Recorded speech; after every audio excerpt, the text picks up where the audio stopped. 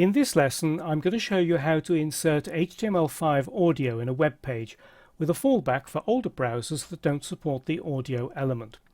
To follow along, you need to copy the audio folder from the multimedia folder in the course assets.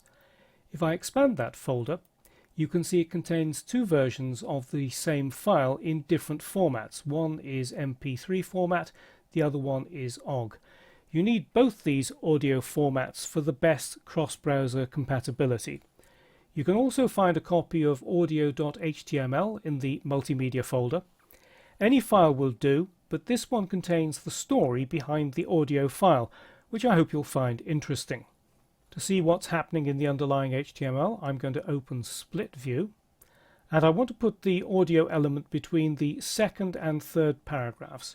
So click at the end of the second paragraph, open the Insert panel, switch to the Media category, and HTML5 audio is the third item down. Click that and Dreamweaver inserts an empty audio element. The most important thing that you need to do in the Property Inspector is to set the source. I'm going to click the Browse icon and go to the Audio folder and select one of these. I'll select the MP3 version and then click OK. Now Dreamweaver recognizes that there's another file in there with the same name but a different file name extension, so it automatically inserts the OGG file into alternate source 1.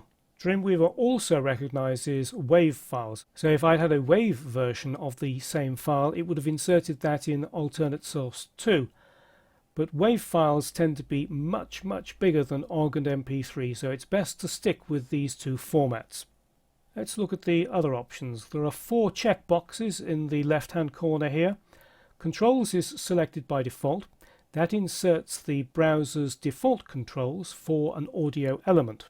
If you want to use your own controls, then deselect that, but you would need to set up the controls with your own JavaScript.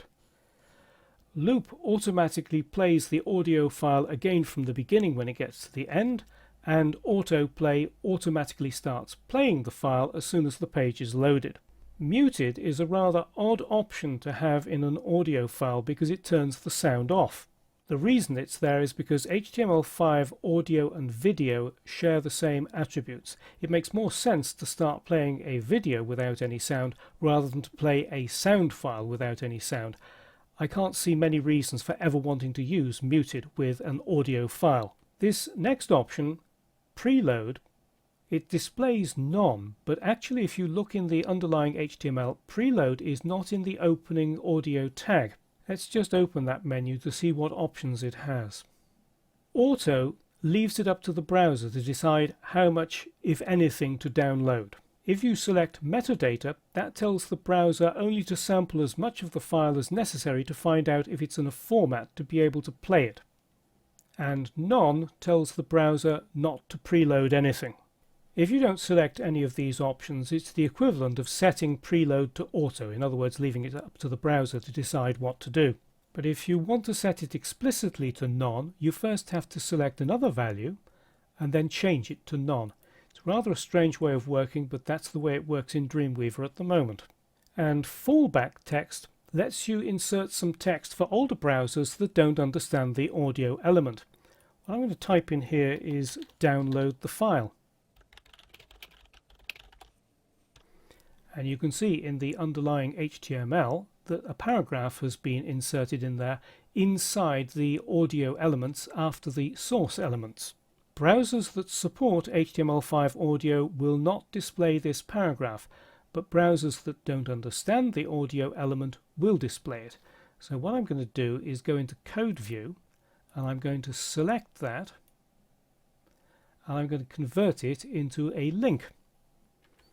So in the Property Inspector, alongside the link field, I'm going to browse for the file, and I'm going to select the MP3 version, click OK, and it's a 2 megabyte file, so I'm going to add at the end of there, just after the link, in parentheses 2 MB,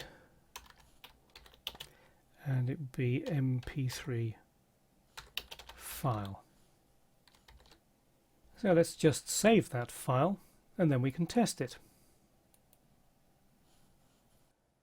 Live View supports the audio element, so let's turn on Live View and test it. Now what might come as a bit of a surprise is that the icon here of the speaker has got a diagonal bar through it, as though sound is disabled. That's because I set preload to none. If you don't set preload to none, then you won't get this diagonal bar.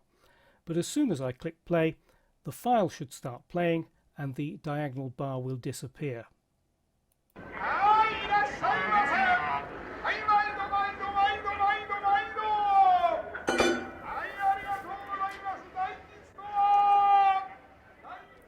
The recording is of Chindonya, traditional Japanese street musicians. The name Chindonya comes from the sound they're making. Chindon literally means ding bang. I'll leave you to read the rest of the story in the page. So to insert an audio element, select HTML5 audio in the media category of the insert panel. For cross-browser compatibility, use MP3 and OGG versions of the audio file.